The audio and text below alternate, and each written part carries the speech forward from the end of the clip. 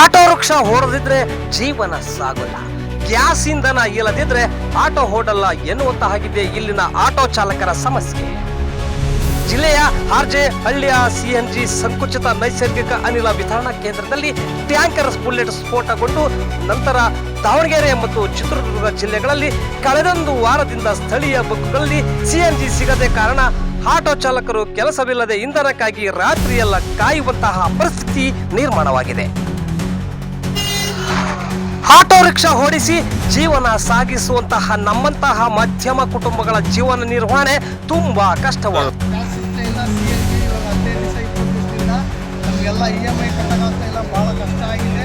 Night ಮನೆಯೇ ಸೇರ್ತಾ ಇಲ್ಲ, ನಾವು ಇಲ್ಲೇ ಬಂದು ಮಲಗ್ತಾ ಇದ್ದೀವಿ. ಈಗ CNG ಬಂದಲ್ಲಿ ಭಾಳ ನಮಗೆ ಕಷ್ಟ ಆಗಿದೆ. ಏನಾದರೂ ನಮಗೆ ಪರಿಹಾರ